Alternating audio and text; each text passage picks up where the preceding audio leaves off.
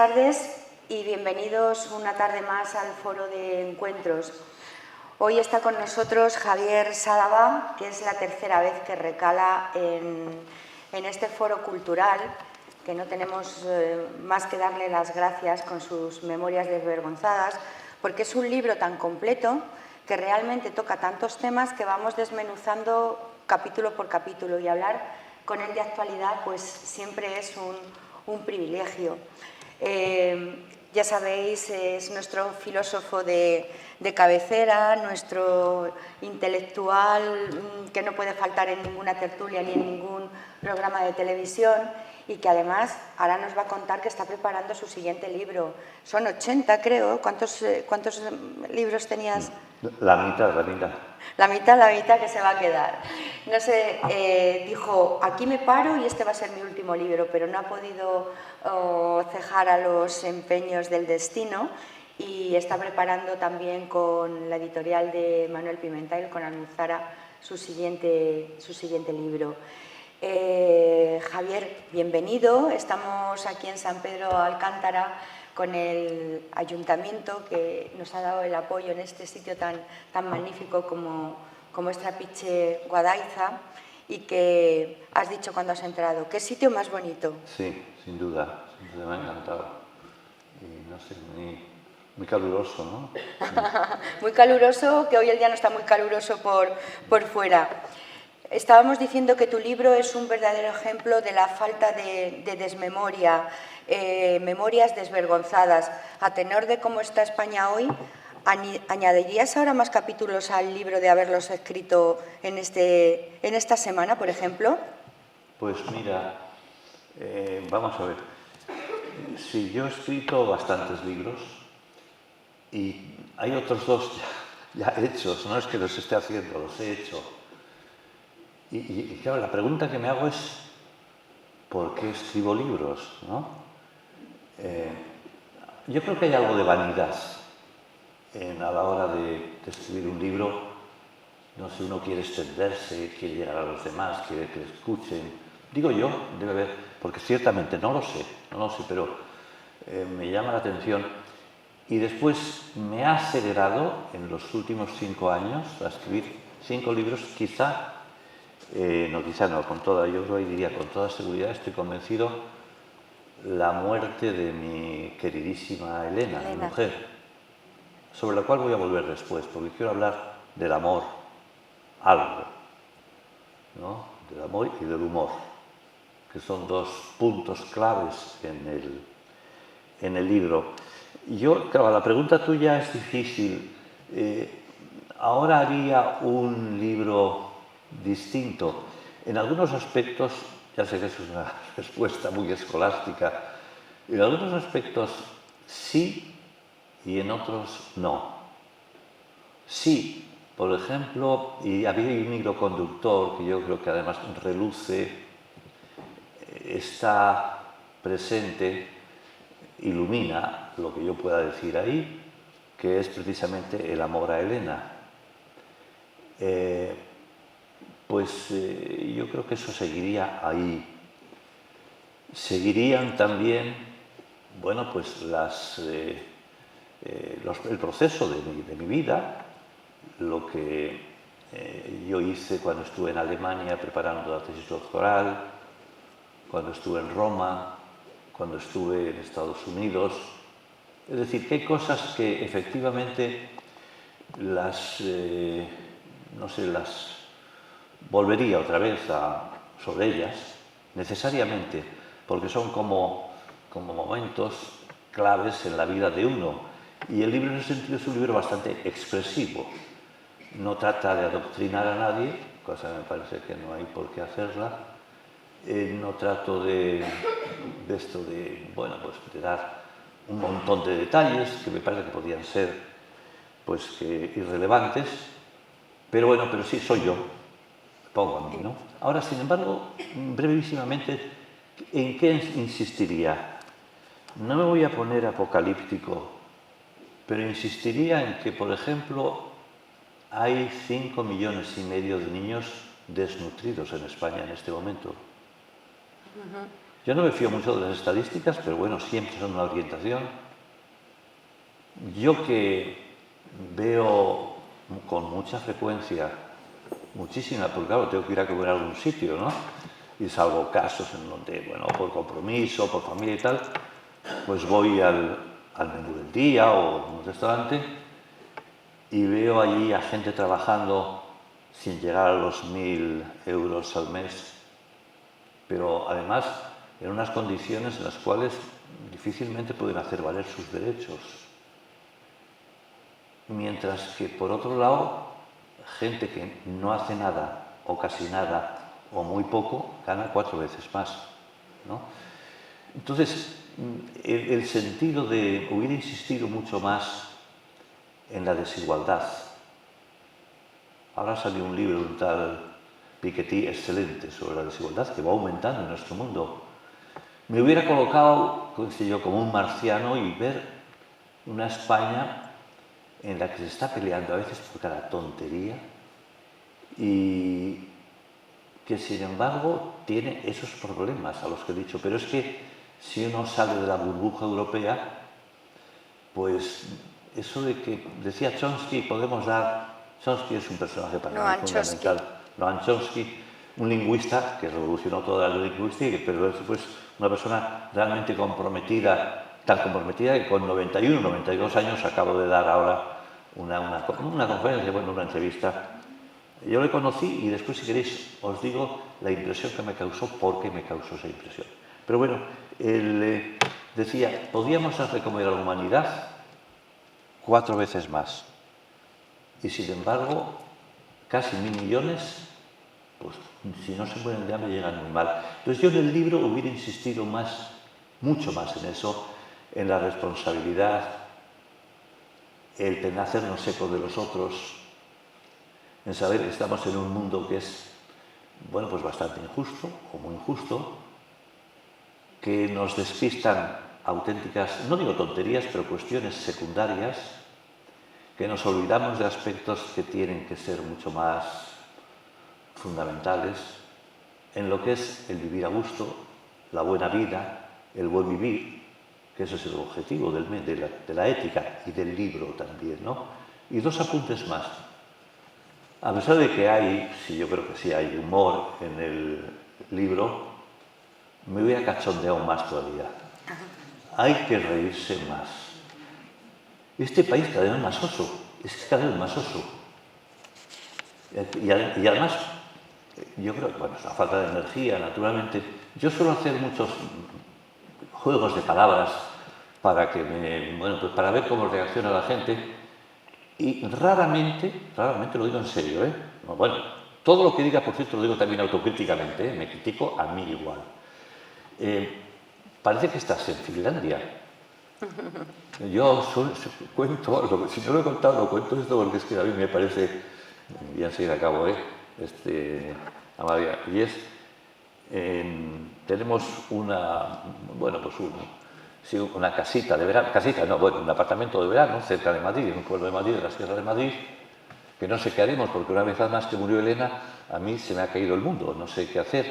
Bueno, mi hijo, que es mi madre en este momento, mi nieto, que nos contamos unos chistes, además me cuento unos chistes de verdes,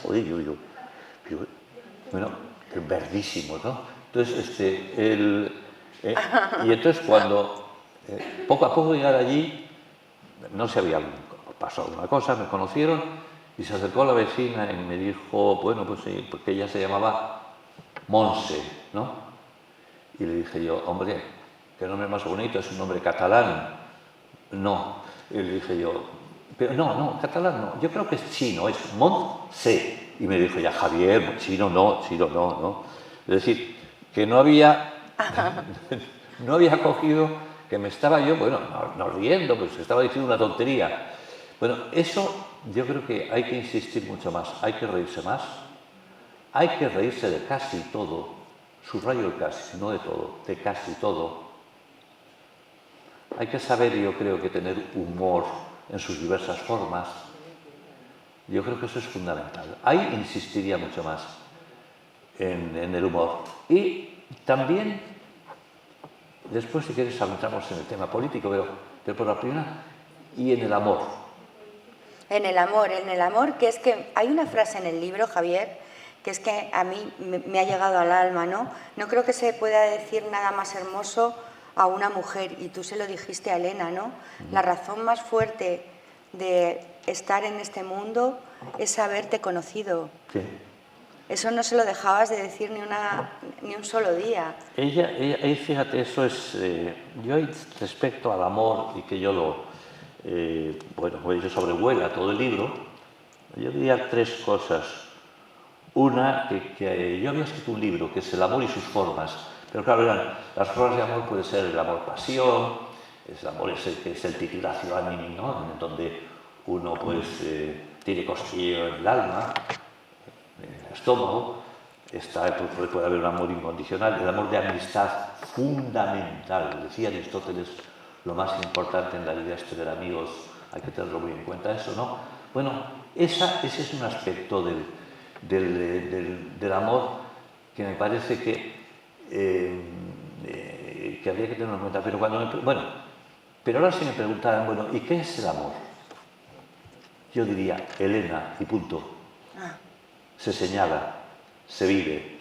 Pones además el ejemplo de cuando te preguntan, ¿cómo definirías a un hortera? Vale, pues igual, acabas de definir el amor, es Elena, ¿no? Sí, yo una hortera es que había en donde vivo ahora. No, donde vivo ahora no, en el piso de antes. Sí.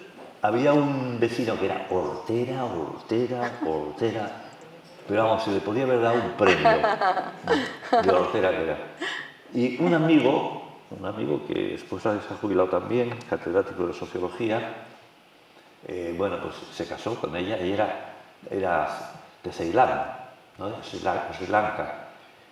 Pero hablaba muy bien castellano, porque además había estado mucho tiempo en España, había estado en Latinoamérica, pero aún así pues le faltaban, hablar bien una lengua, pues para hablar bien una lengua hay que saber contar chistes, si no, sí. y darse cuenta de cierto tipo de expresiones que si no has nacido con ellas, pues difícilmente después te enteras. Y ella no entendía qué era eso de hortera. Y nosotros, pues mira, hortera es uno que tal, que cual, y tal. Y un día pasaba por allí aquel que llamaba, no sé nada, se puede decir, Germán se llamaba, y dijimos, mira, una hortera, ese. Y dijo, lo he entendido perfectamente. ¿No? Claro, es la misma definición. Déjame que diga que dos cosas, no te voy a quitar más, pero respecto al amor, que una era cierta y la otra no. Es verdad, a mí, yo la vida, vista desde fuera, creo que no tiene mucho sentido. Desde dentro es distinto el que le demos nosotros. Ese es el sentido de la vida, el que le dé cada uno. El sentido de la vida en abstracto es otra cuestión naturalmente nebulosa, ¿no?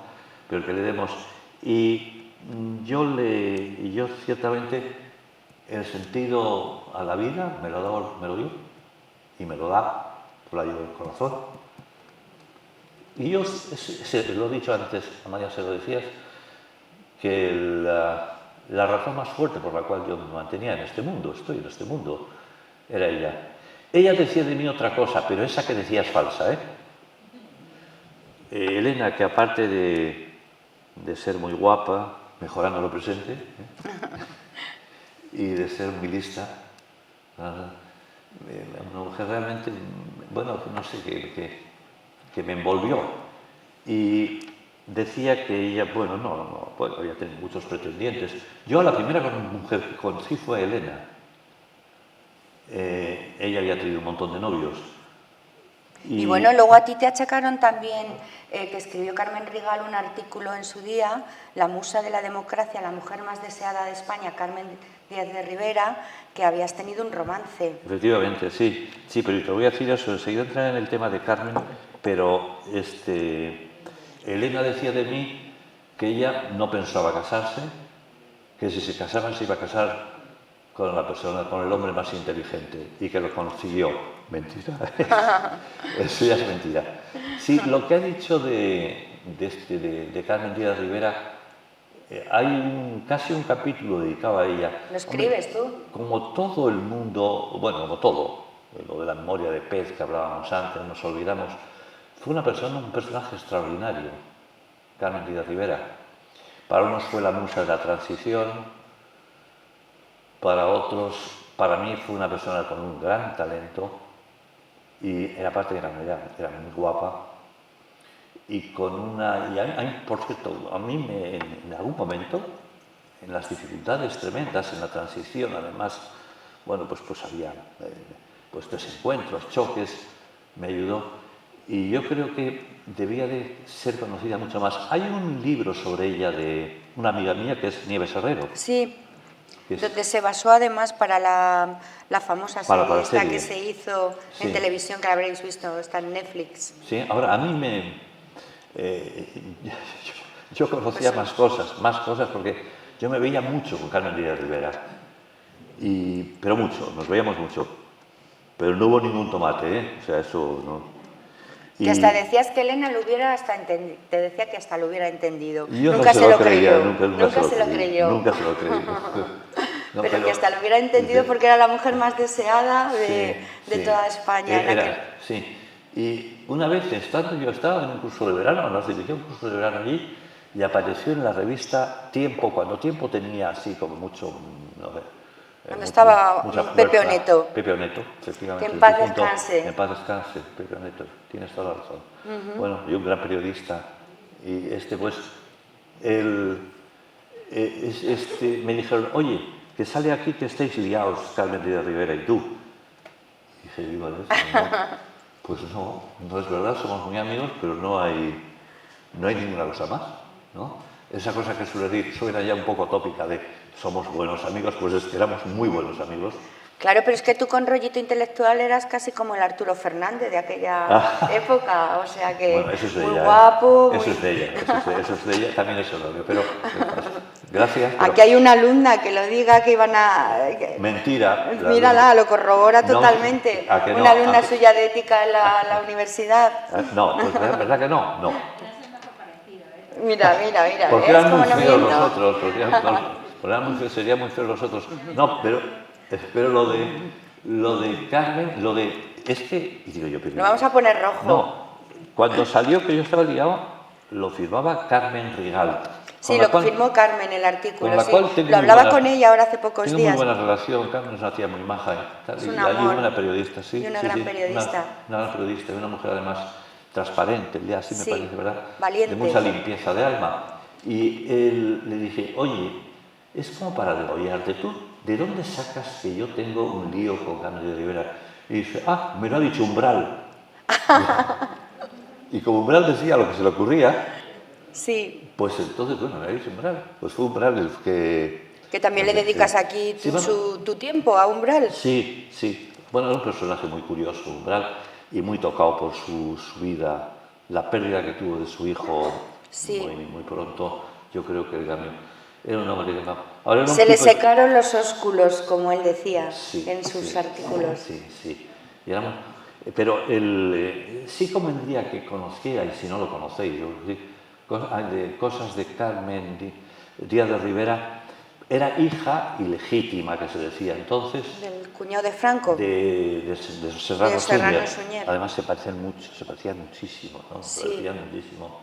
Pero tiene una historia que a mí me la contó en sus detalles más, no escabrosos, porque fueron así, pero ella no sabía que era su hermano el que era su hermano.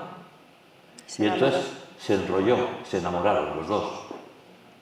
Y estuvo enrollada con él hasta, claro, que se dieron cuenta y los separaron. Y allá la mandaron fuera de España. La mandaron a Costa de Marfil. Ella no quería, ella quería seguir. Pero el hermano no se atrevió. Pero esto es tremendo, una historia de estas muy de novela, ¿no? La cuenta Nieves de una manera que luego la serie ha sido un éxito.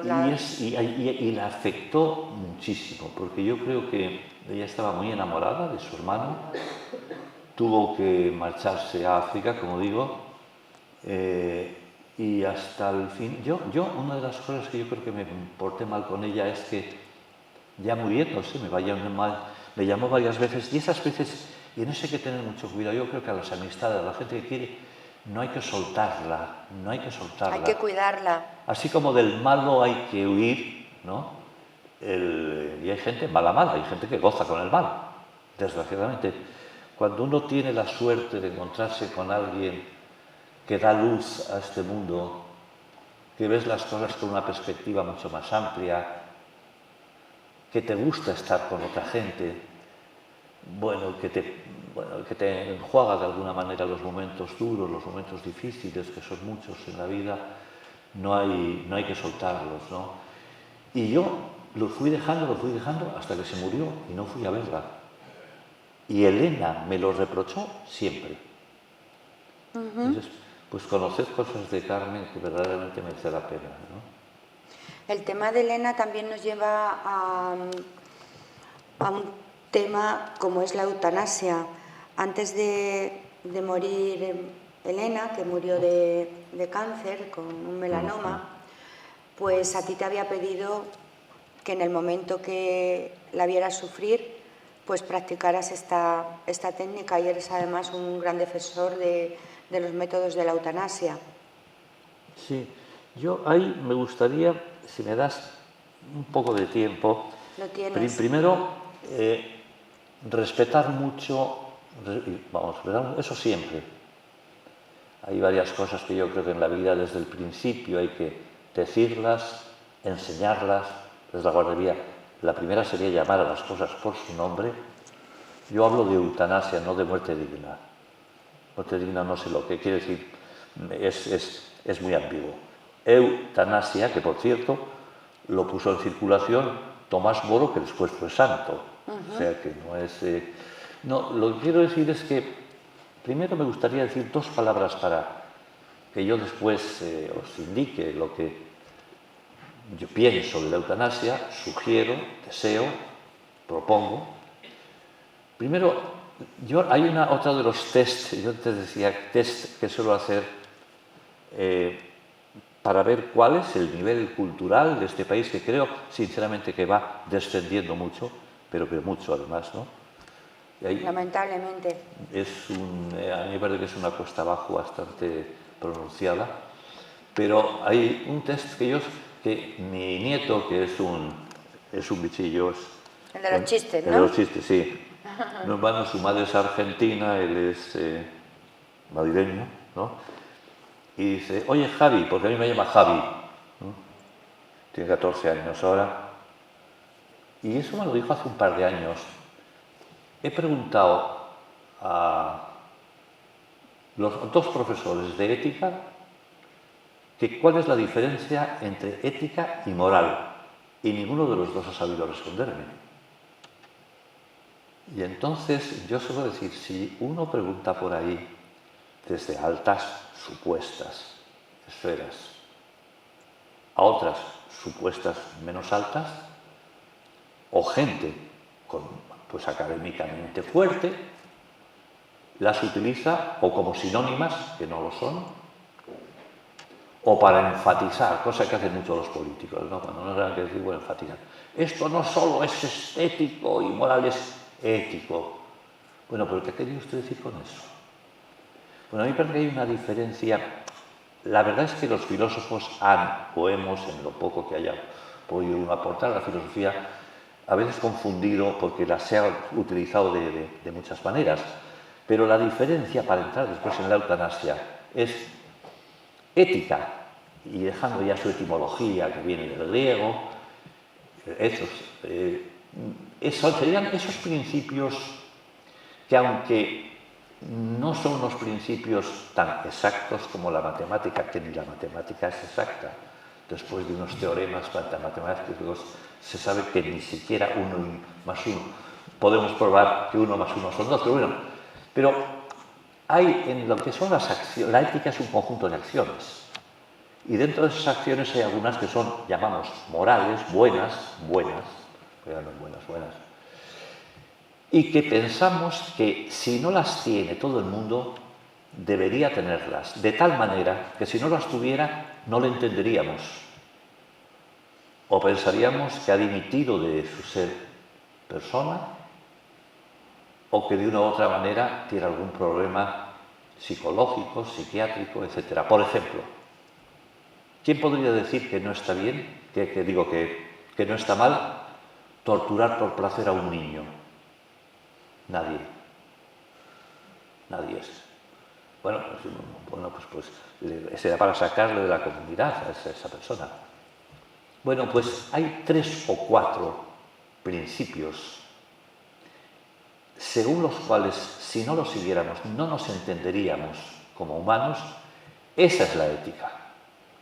Pero en un peldaño más abajo está la moral, en donde ya las cosas no son tan claras, en donde, o por razones de crianza o culturales, pues hay diversidad de opiniones, y porque uno tenga una opinión diversa a la otra, no por eso pues va a castigarle.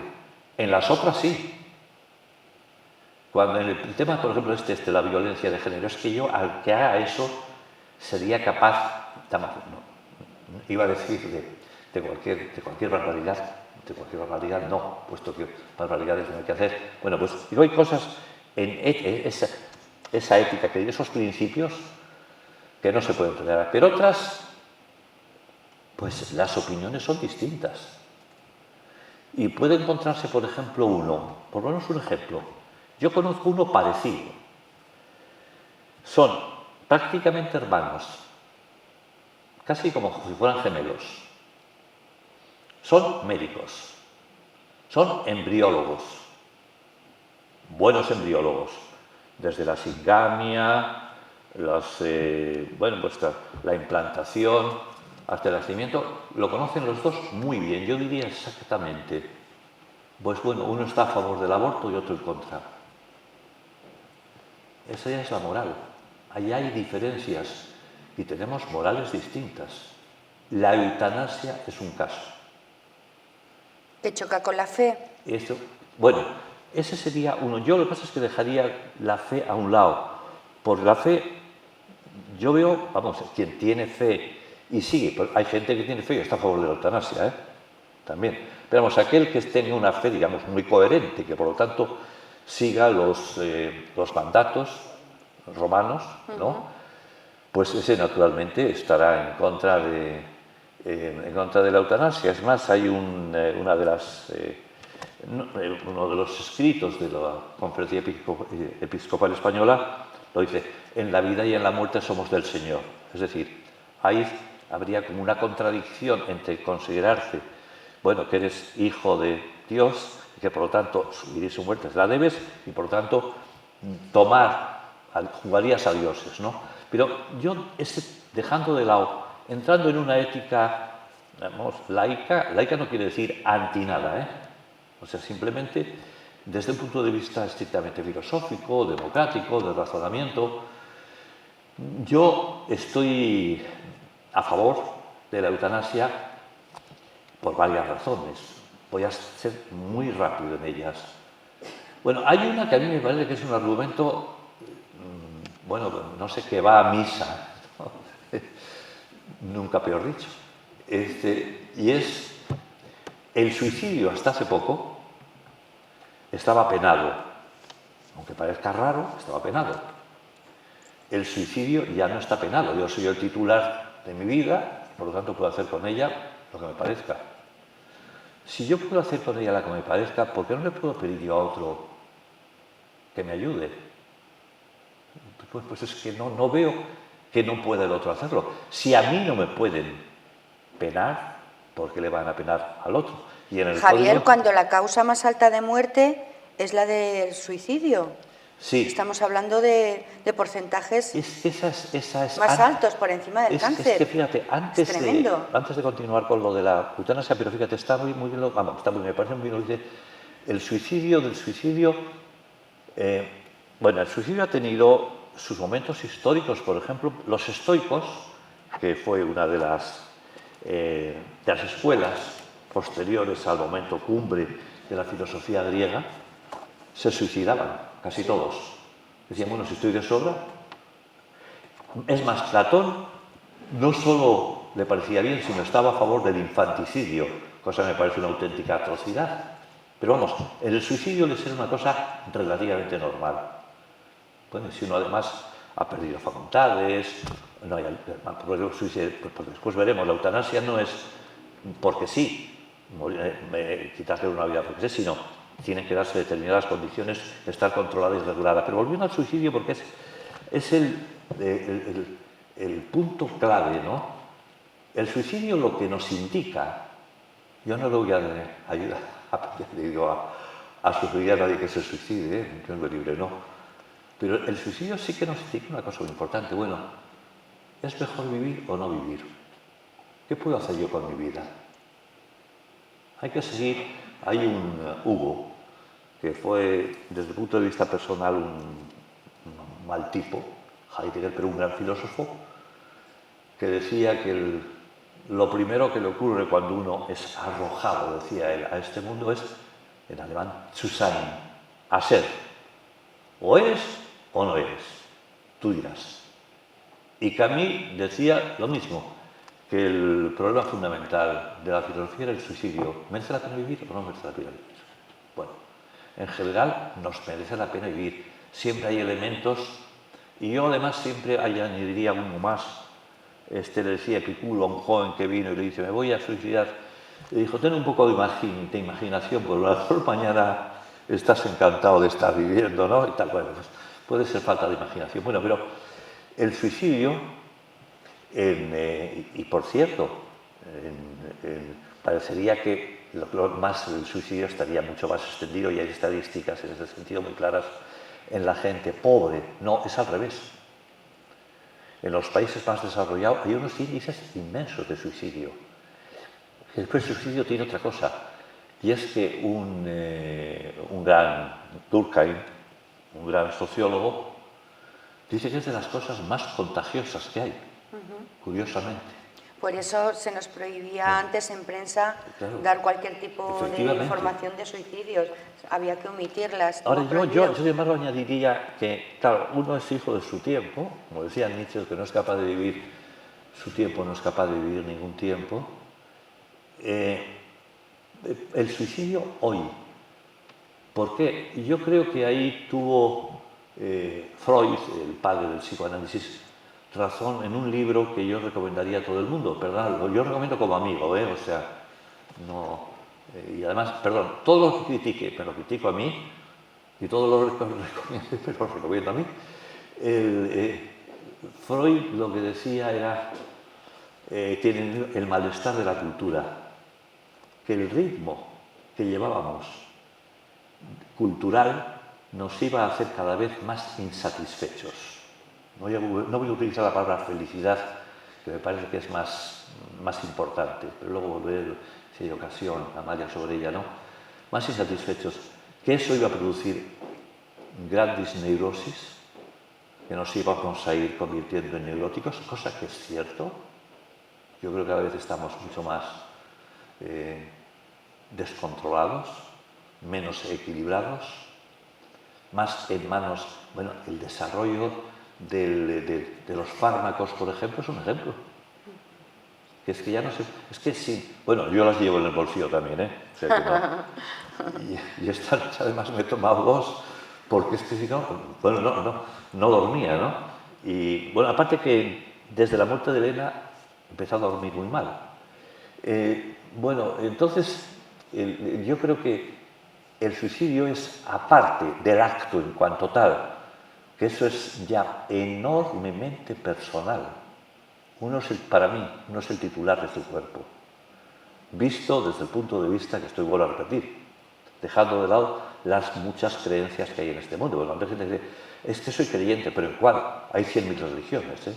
O sea, bueno, entonces, yo creo que el síntoma, Amalia, a mí lo que me parece, el síntoma, que alguien esté bien, pues que no tenga una enfermedad que tiene alternativas, que no tenga sufrimientos o dolores, en el sentido amplio de la palabra dolor, y se suicide, tiene algo que ahora en Bélgica lo han metido y es un tema difícil.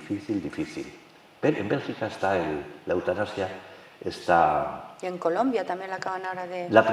Fue la primera, Colombia ha sido la primera. Antes Colombia y Australia fueron las Y primeras. a ti te han llamado en el Congreso para que ayudes a elaborar Sí, esa ley de la eutanasia sí, también. efectivamente. En España. Efectivamente, sí. No, y sobre todo a discutirlas, bueno, a discutir y ver las razones, ¿no? Porque yo creo que en todo no ser nunca dogmático. Ver que incluso el que puede parecerte más rival o puede tener más razones, alguna razón tiene, ¿no? Pero lo de Bélgica tiene importancia porque Bélgica y Holanda han sido los dos primeros que legalizaron la eutanasia. Por cierto, con unas condiciones muy severas, ¿eh? Cuando la gente dice, no, se mata viejos, eso es falso. Yo conozco, además tengo, no es amigo, que conozco, que ha ejecutado, él es médico que ha hecho la eutanasia. Se la hizo a un amigo. Curioso. Después tuvo que estar varios días en un psiquiátrico. Y sin embargo me dijo, y lo volvería a hacer. Porque frente al sufrimiento, no. Yo le quería tanto, perdona, yo, y esto lo digo, no sé si debía decirlo o no debía decirlo, puesto que no sé hasta qué punto soy yo el que habla en este momento. Yo sí se lo hubiera hecho a Elena. Pero Claro. bueno, pero perdona, no, lo que lo quería, el cuarto supuesto que han puesto en Bélgica es cansancio vital. Y eso ya es mucho. ¿Qué es eso de cansancio vital? Porque efectivamente uno puede tener un sufrimiento enorme.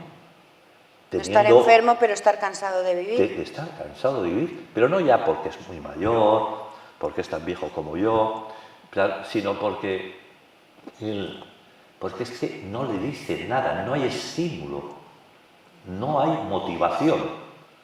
Como dicen los entrenadores de fútbol, ¿no? A mí me gusta mucho el fútbol, bueno, es mi pasión, el fútbol.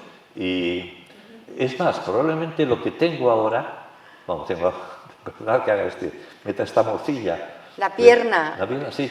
De tantos partiditos de fútbol. Sí, me ha llegado, bueno, tengo el sistema autónomo, que se llama, pues lo tengo un poco fastidiado. Hombre, verdaderamente la causa fue la muerte de Elena, porque un shock fuerte, un estrés te produce precisamente, te descoloca el sistema nervioso. ¿La sientes a tu lado, Javier? ¿Sientes sí, que está cerca de ti? Mira, sí, yo siento, y en el libro de una u otra manera aparece constantemente eso. Yo cuando me levanto por la mañana y bueno, me acuesto, hablo con ella. Hablo con ella. Cojo 3 fotos que las tengo en 3 cuartos distintos y las digo ciertas cosas. Y yo que no soy agnóstico, es decir, no soy ateo, pero no soy creyente. Siempre acabo diciendo, nos veremos. Y una cosa que le digo siempre es, vives en mi corazón. Con lo cual, y otra cosa que me ha hecho es ver es una situación curiosa, mucho más cercana a la mujer, ¿no? Es decir, a mí, por ejemplo, enamorarme de nuevo me parece como un imposible. Me parece como un imposible. O sea, después de haber estado con Elena me parece un imposible. Y por otra parte, veo a la mujer también como en un teatro. Antes, claro, yo estaba tan enfilado, ¿no? Tan dentro de Elena y Elena de mí, y ahora sí que tengo juicios, bueno, respecto al mundo de la mujer, como mucho más amplios, mucho más abiertos. Pero si respondo directamente, si está dentro de mí, está completamente dentro de mí. Claro, si ya está, fíjate, la temática de las películas de Disney han cambiado. Tenemos la película de Coco, que como enseñan ya a los niños desde pequeñitos, ¿no? A que si no olvidas a alguien, sigue viviendo dentro de nosotros, ¿no? La manera de la pérdida está contemplada de una manera singular, ¿no? Exacto, y eso está bien, es meter inteligencia emocional dentro de películas y de libros ya desde pequeñitos, ¿no? Porque eso no nos han enseñado. Mucha álgebra, mucha matemática y poca inteligencia emocional en los colegios, ¿no? Fíjate, lo que has dicho yo casi me haría eco porque me parece que está tan en su punto, pero déjame decir, aunque suene así como muy filosófico, muy poético, es, el caso mío es el mío, claro, el que tenga otro, pues tiene otro. Bueno, en primer lugar, para que eso ocurra tiene que haber amor antes, porque hay otra gente, joder, que se muere el partner, se muere y parece que se quedan contentos, ¿no? O a los 2 días están, pues no sé, pues ahí bailando la espatadanza. Entonces, bueno, cuando es la presencia de la ausencia, es curioso eso, es una sensación La presencia de la de la ausencia. ausencia. Sería, el otro día lo dije, no sé dónde, me dijeron, oye, ese es un buen título de libro. Sí, es precioso, ¿verdad? Claro, el que está ausente, pero no está ausente, está contigo. Y fíjate, ahí has dicho algo. Nosotros, a mí es un tema que me interesa mucho y también lo recomiendo que estéis al tanto todo lo que se pueda, aparte de la inteligencia artificial y todo ese tipo de cuestiones sobre las cuales, bueno, pues estoy interesado de manera especial, pero las neurociencias, ¿no? Conocer, somos cerebro y cada vez se sabe más, tenemos inundado el cerebro de emociones. Somos emociones. Una emoción desarrollada es un sentimiento. Ese sentimiento después podemos moldearlo y los sentimientos morales son los importantes, ¿no? Ahora, la emoción es siempre reactiva. Si entra un león ahora aquí, supongo que no habrá leones por aquí, ¿no? No, algún gato pardo o algo así solo. Bueno, pues salimos corriendo, pero no lo hemos pensado. No lo hemos pensado nunca. Simplemente lo que ocurre es que ha habido el límbico, el sistema límbico, que es el que está el más antiguo, el más bajo del cerebro, lo que hace es defenderse y te defiende. El sentimiento ya, sin embargo, es una elaboración nuestra. Y eso sí que hay que hacerlo, desde la guardería. Y, por ejemplo, real, indignarse ante la injusticia, eso ya no es una emoción solo, es un sentimiento.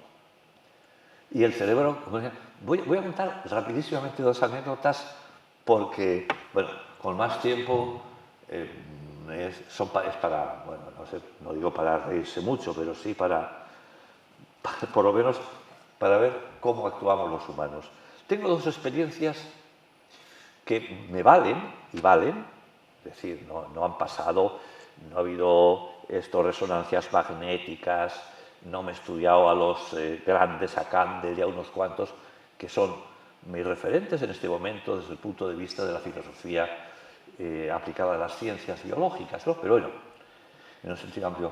2 acontecimientos en mi vida que me mostraron el funcionamiento del cerebro de una manera bastante clara. Puede ser que me confundiera, pero cuando lo he consultado con gente en la cual tengo confianza respecto a sus conocimientos, los expertos del cerebro, que sigue siendo un gran desconocido el cerebro, un gran desconocido. Bueno, a los 14 o 15, 16 años me estaba bañando con una irresponsabilidad.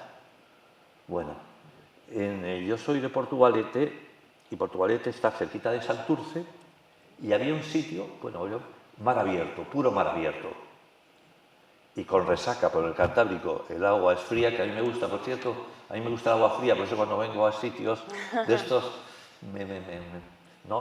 me parece que me estoy duchando con agua caliente, ¿no? Bueno, entonces, yo tenía 2 amigos, uno acaba de morir, pero éramos muy amigos, y nos fuimos sin llegar a saberlo mis padres, y nos tirábamos allá al agua, y me acuerdo de un día que había cierta resaquilla, y la resaca es peligrosísima, peligrosísima.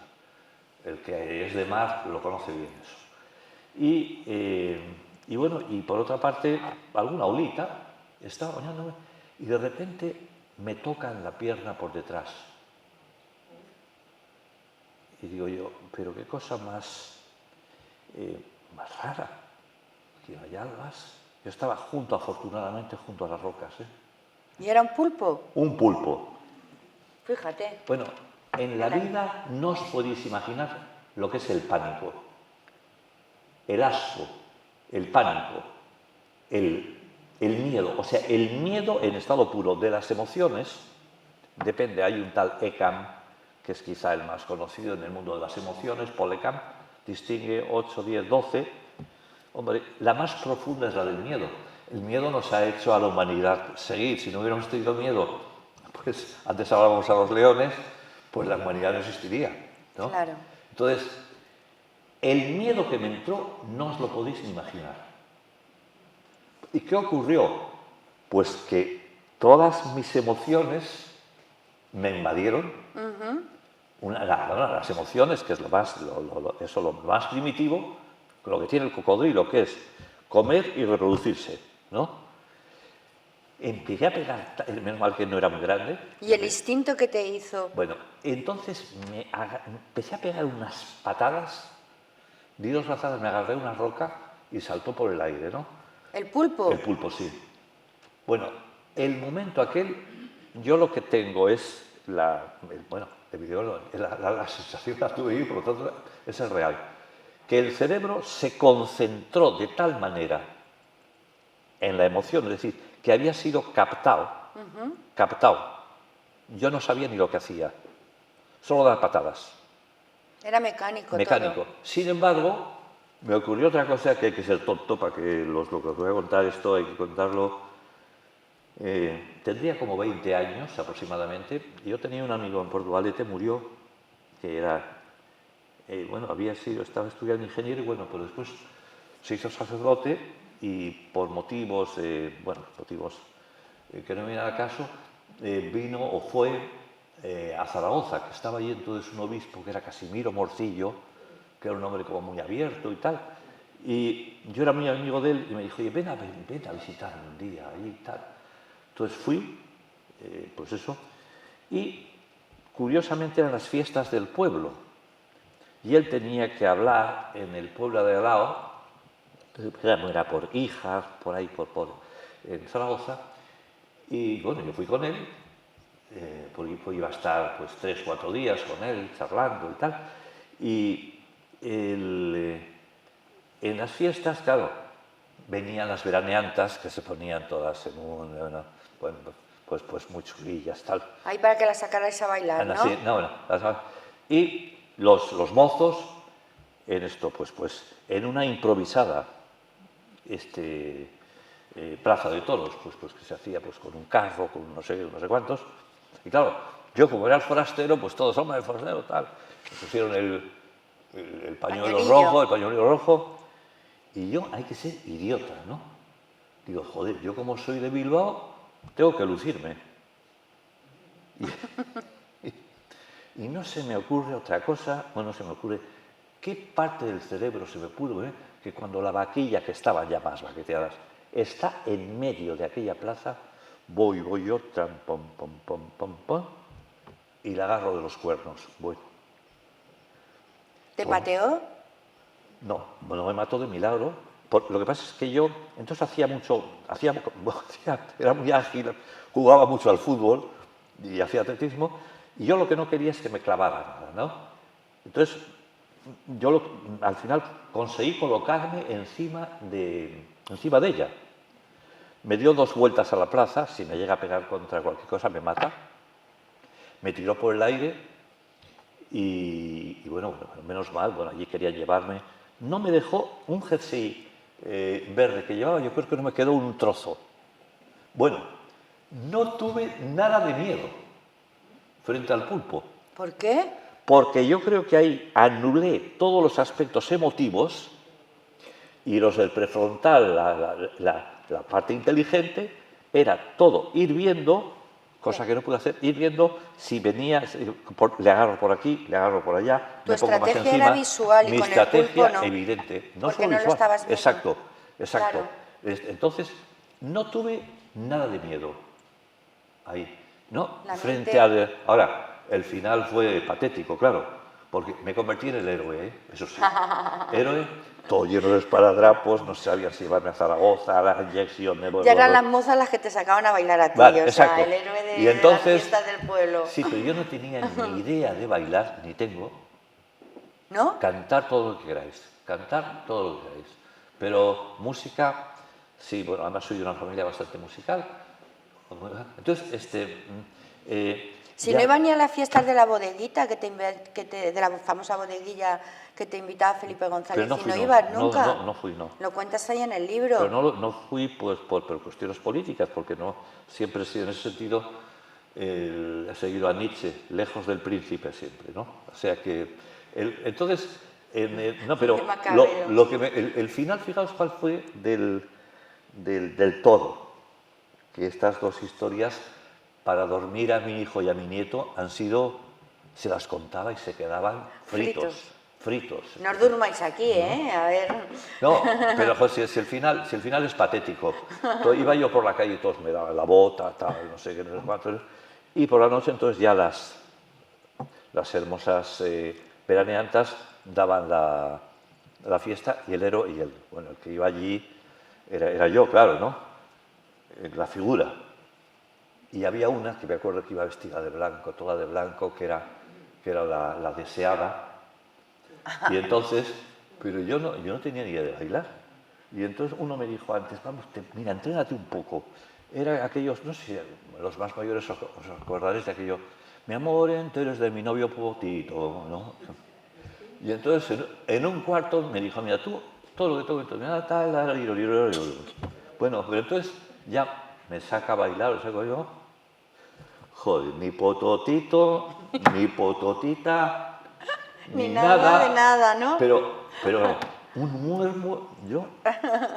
Y entonces digo yo, joder, bueno, pues esta tía yo le tengo que entrar de alguna manera. Porque evidentemente bailando no. Y no se me ocurre otra cosa que decirla. Oye, ¿tú no crees que en el mundo moderno, en la música, la forma se come al fondo? ¿Cómo? Me mandó a freír churros y me tuve que ir para casa herido, fracasé completamente. Pero sí que es interesante desde el punto de vista de las reacciones de nuestro cuerpo, ¿no? Y de la pedagogía. Y tú lo decías antes, al cabo, a los niños desde la guardería, educarles en 3 o 4 cosas que en el libro están, algunas muy explícitas, otras menos explícitas, enseñarles a llamar a las cosas por su nombre, eso es importantísimo.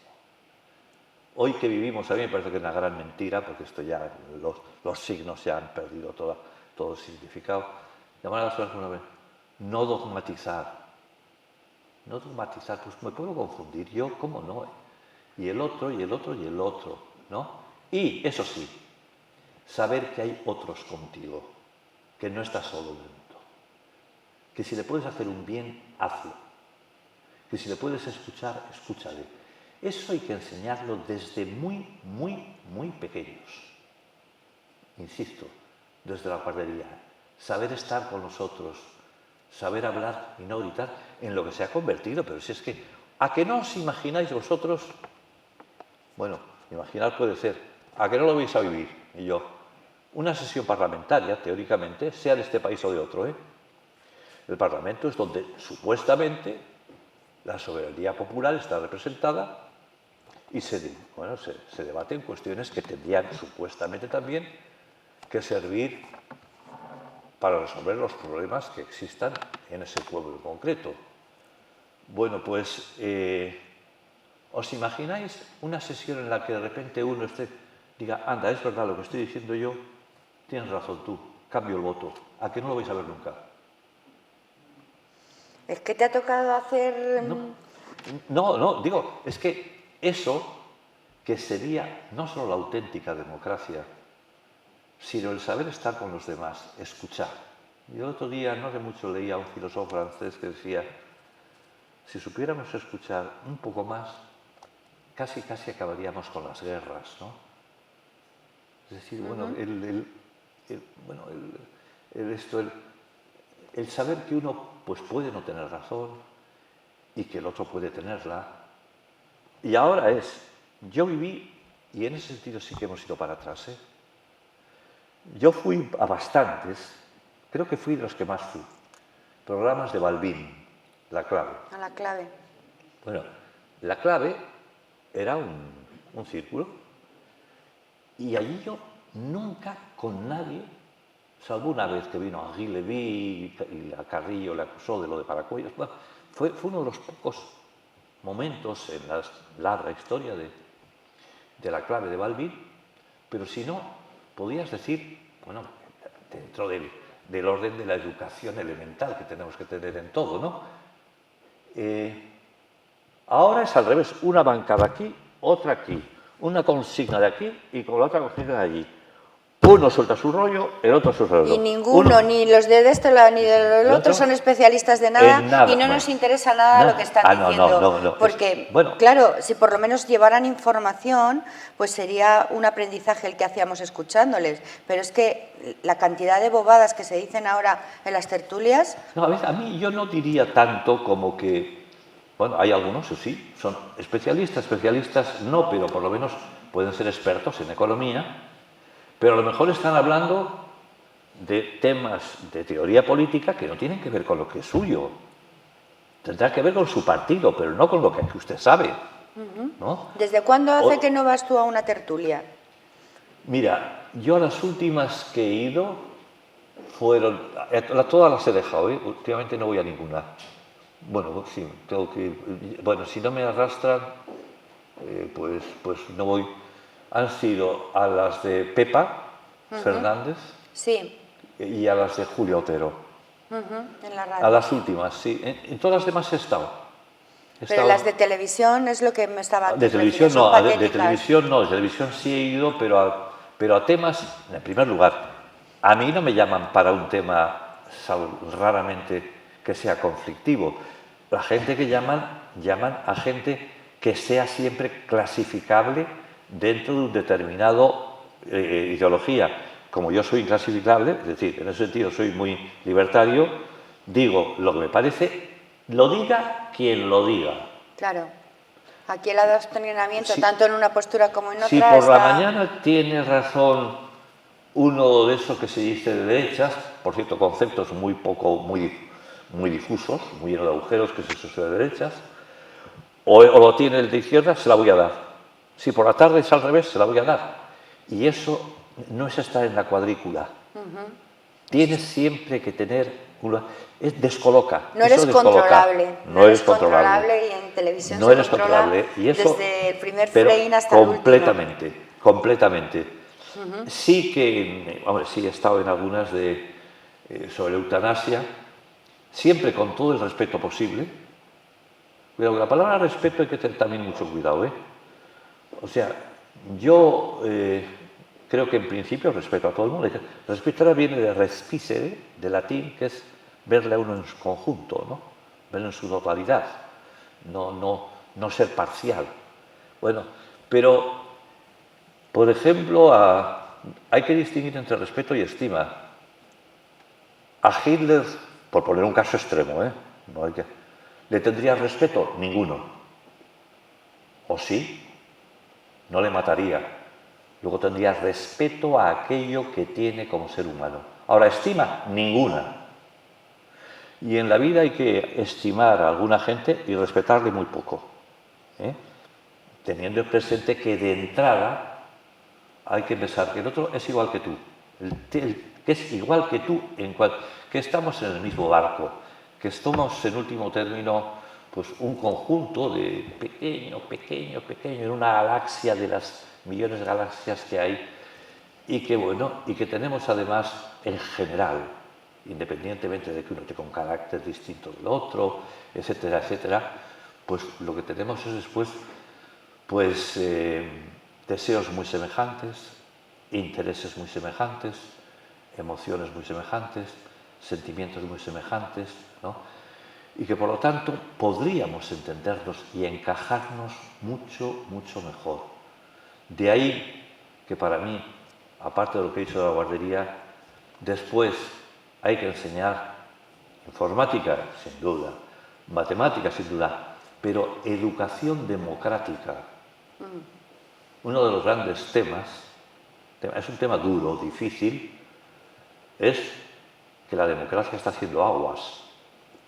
Pero no es solo aquí, no solo en España. Está haciendo aguas. O sea, el poder del poder, y el poder del poder es el dinero, pues puede hacer auténticas maravillas e invertir. Es decir, en vez de ser el individuo soberano el que decide, al final todo le viene dado en función de unos intereses superiores que tienen sus tribunas, medios, etcétera, etcétera, etcétera. Y eso hace cada vez una de las cosas que, al menos a mí, yo no sé qué os ocurrirá a vosotros, pero me es más difícil y trato de hacerlo cada vez menos, solo en cosas muy fuertes, entonces sí. Pero si no, si es la política de todos los días, si van a pactar estos o los otros, ahí me callo. Primero porque me parece que es secundario, que hay cosas mucho más importantes, que es que haya realmente democracia. ¿Tú crees que está habiendo democracia en la situación que nos ha dejado las últimas elecciones y el proceso que se está llevando hasta ahora? Mira, yo viéndolo desde fuera, digo desde fuera porque no me interesa mucho más o lo muy inmediato, y lo muy inmediato es evitar la pobreza, evitar el malestar de la gente, o lo muy teórico. A mí sí me interesa la teoría política mucho. Lo intermedio, que es en donde estamos en este momento, me interesa menos. Y lo que no sé es, realmente a veces uno no sabe si es circo, es decir, todo está ya hecho, pero simplemente lo que es una pura apariencia, circo, si es improvisación, que muchas veces es improvisación. Yo es que ya tengo no solo alumnas, sino yo he tenido alumnos ministros, o sea que conozco un poco el percal. Conozco el percal. Gabilondo, Sí, Gabilondo por ejemplo. Gabilondo fue alumno mío 2 años y después fue ministro, sí. Y bueno, y otros, bueno, pues colegas, colegas, en donde, bueno, vamos, yo siempre he estado fuera de, es decir, comprometido sí, porque además hay que comprometerse con todo aquello, si hay que comprometerse con el clima, que es un tema, otra cosa es quién lo manipule o no lo manipule y tal, pero hay que comprometerse mucho. Por ejemplo, si Sí, Albert Rivera hubiera ido a tus clases, ¿qué le hubieras enseñado para que no hubiera acabado como ha acabado en política? Yo creo que me hubiera hecho muy poco caso. O sea, en primer lugar, hay una de las experiencias que tengo de 2 o 3, en momentos, sobre todo en Euskadi, en el País Vasco, en donde, bueno, pues en algún momento me llamaron siempre en función de, de evitar los aspectos más nefastos, de encontrar salidas, etcétera, etcétera, ¿no? La impresión que saqué siempre fue que si tenía una comida o una reunión, al día siguiente se habían olvidado de lo que les había dicho. Interesa muy poco. O sea que si Rivera hubiera venido aquí, yo, bueno, evidentemente que hubiera tomado un café tranquilamente con él, o un vino, o lo que fuera, pero si ya entramos en política, bueno, en primer lugar, que me dijeran que es Ciudadanos. O sea, porque una de las cosas que ocurre es que dices que yo soy socialdemócrata. ¿Qué es ser socialdemócrata? ¿De la primera internacional? ¿De la segunda? ¿De la tercera? ¿De la tercera y media? ¿De la socialdemocracia que cambia radicalmente porque deja el marxismo en el año 59 en Godesberg? Pero si no lo saben, pero si es que no lo saben ni aquellos que mandan. Primero, dime con una cierta aproximación cuál es tu programa. Bueno, después me gustará o no. Dime cuál es tu programa. Y segundo, sé coherente. No se puede decir hoy una cosa y mañana otra. No se puede. Se puede cambiar porque procesos somos, pero la incoherencia no. La incoherencia no. Yo las dos cosas que le diría, ¿no? Y que evitaran en lo posible, lo he dicho antes, el introducir con tanta facilidad, sino la mentira, el disimulo, el cuento, no sé, el interés en función de aspectos que pueden ser, insisto, no importantes, sino mantener el tipo. Yo no, ideológicamente, yo siempre me he colocado en lo que se suele llamar izquierdas, que habría que después también, por encima de todo lo que quiero, siempre he sido libre, libertario. Y un libro que ha salido mío es eso. ¿Por qué? Pues libertario, no es anarquista, tiene algo parecido, ¿no? Pero lo que me llama la atención es la poca formación política que hay. Me digo, usted, ¿pero usted qué es? ¿Pero qué eres? Ah, no, lo que dice el jefe. ¿Pero cómo es jefe? Pero eso es lo que dice el grupo, es lo que decía Nietzsche, lo del establo, ¿no? El estar junto, pero ¿cuál tiene? Por ejemplo, el tema de votar. Yo no suelo votar. Pero no suelo votar no porque no me interese la política, sino porque me interesa mucho. Y porque creo que para que la política cambie tiene que cambiar la sociedad. Y yo sí me implico en la sociedad. Y si en un momento determinado hay que hacerlo políticamente, pues también lo haría. Pero bueno, lo que no puede ser es, yo me pongo aquí el pin de izquierda o de derecha, tiro la papeleta, adiós, y hasta dentro de 4 años. No. Si tú has echado una papeleta, la habrás echado primero porque te has enterado de un programa. Normalmente, no en mi experiencia, ni lo han leído. Pero luego tú echas una papeleta también, Javier, que es lo que le ha fatigado ya a la gente, echas tu papeleta y luego con la papeleta hacen ellos lo que quieren, claro, entre ellos y sale pero hazlo, pero empieza, el equipo que ellos quieren, ¿no? Sí, pero Amalia, yo creo que ahí hay que repartir, como siempre, responsabilidades. Más responsabilidad tiene el que tiene más poder y por lo tanto sí tiene más responsabilidad el político, pero el político no sale de nada, no viene de Marte ni de Júpiter, yo lo que le digo es al ciudadano, primero, si tú eres, bueno, pues tú eres del partido A, tal, ponte durante esos 4 años a actuar en función del partido A. Si no, ocurre una cosa que a mí me recuerda lo que decía Russell, primero contar lo de Bertrand Russell, de los cristianos, ¿no? Él decía que si a él le llevaban a un campo de fútbol o a una asamblea inmensa y le dijeran, distingue usted quién es cristiano de quién no lo es, diría, no puedo, no veo diferencias. Bueno, ponen una asamblea a todos los, salvo algún extremo, que han votado en un partido o en otro. Que venga uno de Marte y diga a quién ha votado. No lo sabría, pero es igual. Y la ética al final es conducta, Lo hemos dicho, coherencia. Tú tienes unos principios y los llevas a la práctica. Pues llévalo todos los días. Llévalo todos los días. Y si no, bueno, pues... y exígelo. Y protestar. Hay que saber protestar. Ir a la calle, pues se va a la calle. O, en fin, cada uno tiene en su trabajo o en el lugar en el cual esté en la sociedad, tiene los lugares, en esos lugares, tiene ocasiones de mostrar qué es, que la muestre. Al final vamos a convencer mucho más a la gente, o nos van a convencer por lo que he dicho antes, por su manera de ser, que por lo que digan. Yo el otro día le oí a Anguita una cosa que... Yo le conozco a Anguita y me cae bien. Vamos, y además me llamó para dar una conferencia no hace mucho. El califa cordobés. El cordobés. Yo no soy comunista como es él, aunque hay muchas cosas con las cuales estoy de acuerdo. Estoy de acuerdo, digo, con la teoría marxista.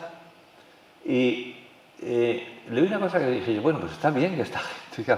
Digo, si es un señor muy de derechas, me parece que decía derechas, conservador, o sea, pero es de una honradez total en su vida, vótale. Si es un señor que es muy de izquierdas, pero es un sinvergüenza, no le votes. Digo, joder, qué bien que lo diga un señor que es comunista. Bueno, pero eso es lógica pura, ¿no?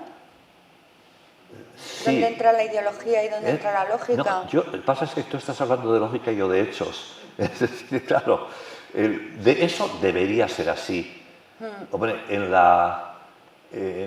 y sobre todo en la... Mira, ahí tienes a un alcalde en Málaga que le votan de derechas, de izquierdas, porque lo que hace es hacerlo bien. Claro. Si solo lo que se pide al político es que lo haga bien, pero que fíjate, sea honrado, que sea... pero fíjate, es que también hay círculos concéntricos. Vamos a ver. Es más fácil votar a quien conoces en un pueblo que votar en una provincia, que votar después o en un ente o en una autonomía y ahí sí que conoces a la gente. Yo, por ejemplo, yo no soy, vamos, yo no soy del Partido Nacionalista Vasco, ni tengo muchos amigos, bueno, y sin embargo he de decir que un alcalde como Azcuna era votado por todo el mundo. Claro. Pero, ¿qué hubo? ¿Deuda?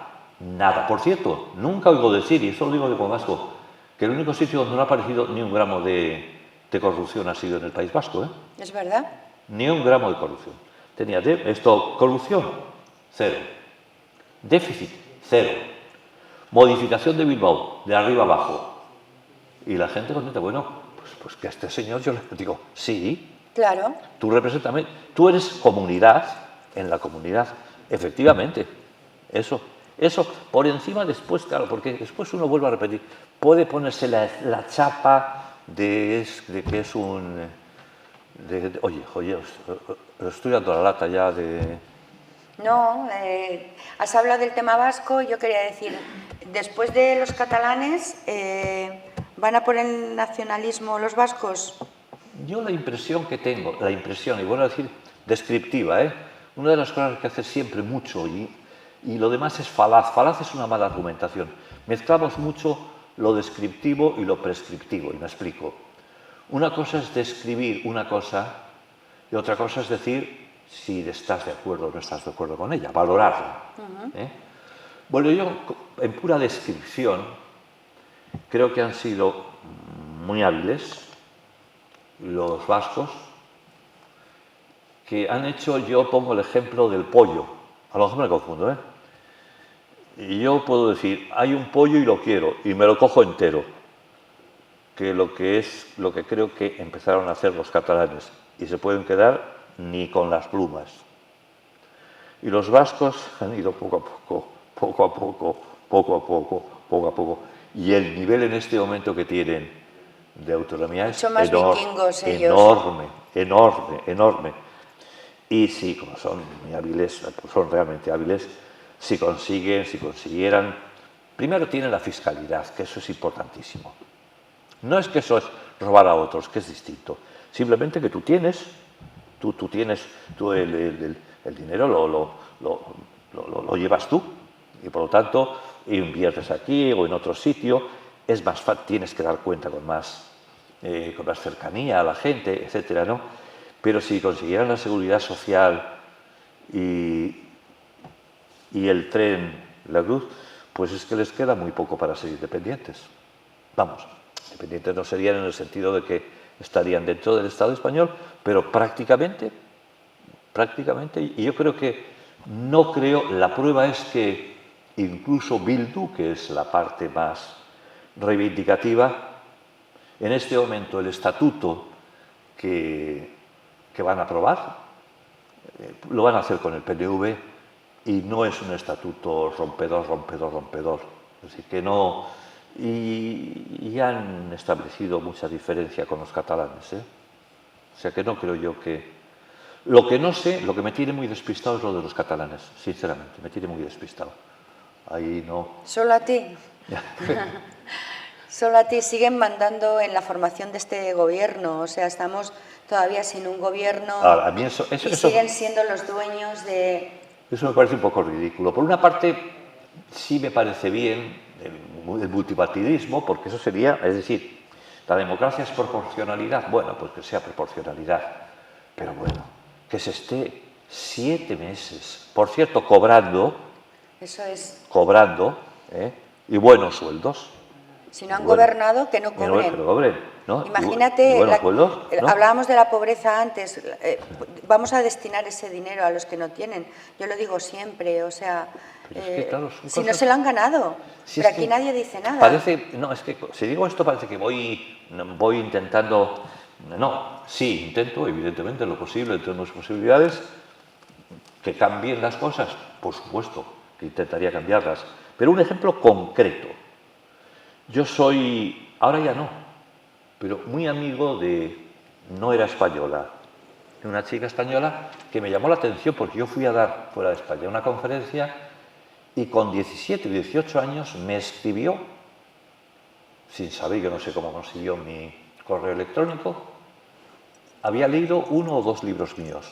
Me llamó la atención. Bueno, entonces cuando yo fui a dar una conferencia a su ciudad, no voy a decir por lo tanto dónde es, bueno, pues nos hicimos amigos, incluso yo la ayudé a la nacionalidad española, tampoco hacía, era muy lista, ahora muy ambiciosa.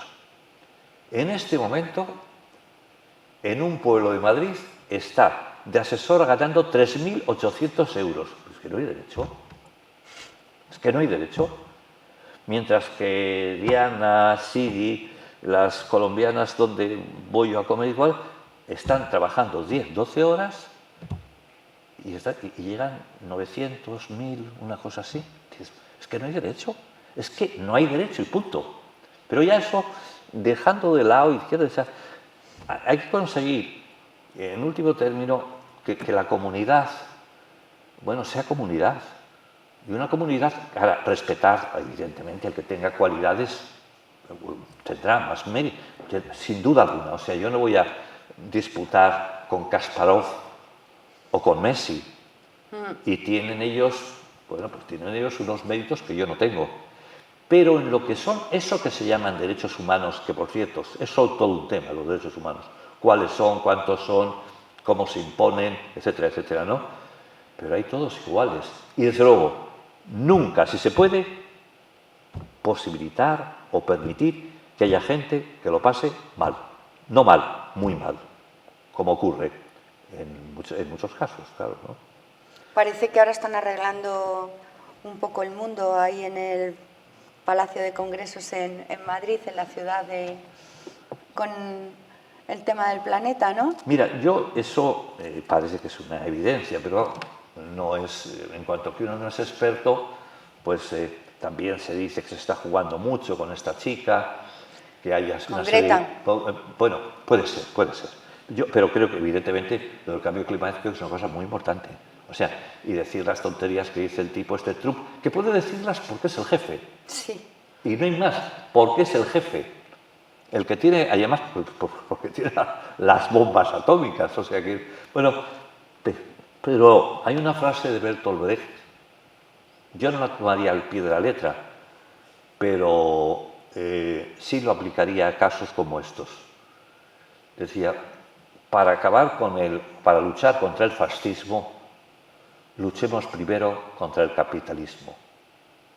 Yo diría en este momento, para luchar contra la destrucción del planeta, rebajemos el inmenso dominio que tienen 4, porque al final esto va a acabar, como decía Marx, en manos de 4 empresas. En este momento el dinero de Google, de Amazon, de BMW, etcétera, etcétera, es un dinero que es, bueno, pues un tanto por ciento, no solo grande, sino que posibilita que después las cosas sean las que sean, ¿no? O sea, yo tiraría primero por, no sé, por lo que he dicho antes, por hacer un mundo como mucho, mucho, mucho más justo.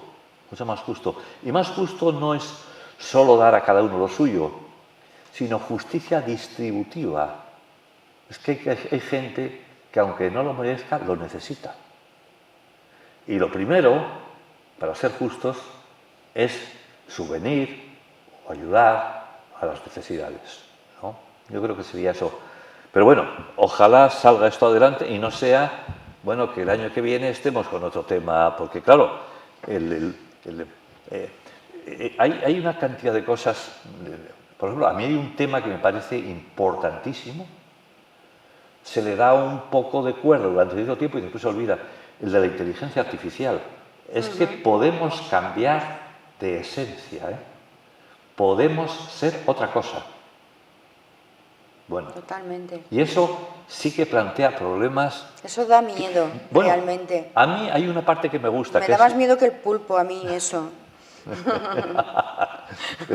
Pero no, más que el pulpo imposible. Sí, te lo juro. No, hombre, es decir, si eso es discriminatorio, evidentemente, como decía un tal Peter, tendríamos pues seres de primera, de segunda y de tercera división. Ahora, Efectivamente. hay otros aspectos que son muy importantes, la biomejora, sobre todo aquello, si podemos acabar con el cáncer, por ejemplo. Si pudiendo hacer, como se está haciendo en este momento, una cantidad de investigaciones impresionantes para las enfermedades raras y no raras, hombre, eso adelante. Es decir, mejorar nuestros cuerpos, o sea, yo no voy en este sentido de franciscano, y eso es que les tengo mucha simpatía. Si acaso de jesuita. Sí. Eso. De jesuita mucho. Le gusta más. 8 años estuve con ellos, o sea, Eso. mi padre además fue, no se ordenó, pero sí fue jesuita, sí, iba a ser jesuita, después salió y pasó de querer ser jesuita a tener 7 hijos, o sea que, sí, con los jesuitas, de los cuales, bueno, les tengo unas cosas bien, otras cosas mal, pero les tengo además un par de cosas que agradecer mucho. Una es que nos metieron el virus, hubiera llegado de cualquier otra forma, primero de la lectura, y eso estoy agradecidísimo. Hay que leer más, hay que leer mucho. Después puede tirar uno, es decir, lo que no puede ser es el periódico, después lo quemas si quieres, porque está lleno de mentiras, pero primero entérate. Es que preguntas, bueno, hay cosas como, estoy pasando de los jesuitas a otra cosa. El otro día, con una exalumna, por cierto, pues no estaría pues por ahí. Bueno, vive en Qatar. Ahora se casó con un inglés. Y además metí la pata ahí porque ella quería, por todas cosas, hacer filosofía. Y no, pues no, para hacer filosofía, pues para hacer otras cosas necesitarás, qué sé yo. Si yo hubiera querido ser escultor, sería así. Si no distingo un jamón de una guitarra, ¿cómo voy a ser? O pintor. Pues claro, para hacer filosofía hay que tener bastante talento abstracto, ¿no? Ella no tenía ninguno. Tenía una enorme habilidad para decorar y tal. Y un día le dije, mira, tú te puedes hacer decoradora, peluque. Se echó a llorar. Bueno, y después me lo agradeció mucho. Me lo agradeció mucho. Entonces, no sé, yo decía esto a propósito se me ha ido el oremus sí, porque estábamos hablando de la inteligencia artificial. De la inteligencia artificial, bueno, que todos tuviéramos más inteligencia, mejor. Más memoria, mejor. Somos memoria, por cierto, ¿no? Y para eso hay que leer, decía yo. Bueno, a propósito de eso hay que leer. Y para leer, tres cosas. Tres cosas hay que leer. Primero, leer. Segundo, entenderlo.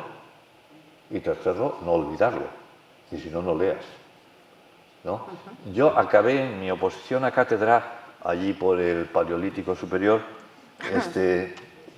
con una frase de Tomás de Aquino, de Santo Tomás, que me pareció excelente, que a mí me gustaría que me pasara lo que una vez le preguntaron, pues al santo le preguntó otro hermano dominico, pues, ¿cuál es el don mayor que cree que Dios le ha dado? Y se quedó pensativo y dijo, entender todo lo que he leído. Y dije, eso es genial. Eso es genial, eso sí que es un don. Bueno, y ahora hay que empezar a leer, enterarse de lo de la inteligencia artificial, porque eso es un campo, primero, muy acotado, en el que se está invirtiendo muchísimo dinero, que puede traernos muchos bienes y puede destrozarnos. Es decir, tened en cuenta que nosotros somos seres evolutivos, que nosotros hace 6 o 8 millones de años éramos primos, ¿no? Primos hermanos de los gorilas, de los chimpancés, etcétera, ¿no? Y si viene otra no se llama, raza no lo llamaría yo, ¿no? Pero otro estadio en la evolución que se puede estar creando, Así acabó el planeta de los simios, acuérdate de la película. Es que el problema es que la ficción se está haciendo realidad. Sí, totalmente. Es decir, si tú coges Terminator, la ficción se está haciendo realidad. Totalmente. ¿No? Y en este momento están ocurriendo, tanto en la física subcuántica como en la robótica, como en, bueno, por ejemplo, en los... bueno, yo no puedo ser tan pedante como para decir que entiendo de las... bueno, no me sale la palabra, de las ecuaciones correspondientes a lo que hace, pues fíjate que es una palabra fácil, pues se me ha ido, ¿no? Bueno, que son bayesianas, son ecuaciones bayesianas, etc.